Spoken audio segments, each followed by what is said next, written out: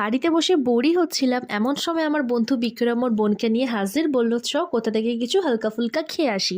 তো সেই মতন আমরা চলে গিয়েছিলাম 90s ক্যাফেতে। আর এই ক্যাফের ভিডিও তোমরা আগেও দেখেছো আমার চ্যানেলে। আমিই প্রথমে ক্যাফেটাকে কভার করি। যেমনটা আগে দেখেছিলে ওদের ব্যবহার ছিল সত্যিই খুব ভালো।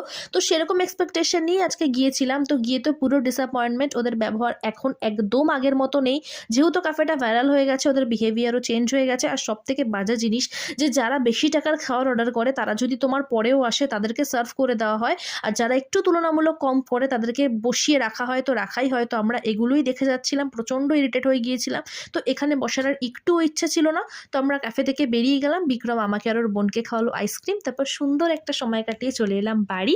আমি বানাচ্ছিলাম চিকেন, মা করে রেখেছিল ফ্রাইড রাইস। তো সেটা খেয়ে দিয়ে শুয়ে পড়লাম। পরের দিন বিকেলবেলায় আমি আর ছানা বেরিয়েছিলাম হাঁটতে। আর এখানে আমার একটা বন্ধু ডোনা, ওদের কাছে ব্ল্যাকবেরি হয়, তো আমাকে দিয়েছিল। আমি মইতো বানিয়েছিলাম, যেটা সব পড়ে গেল।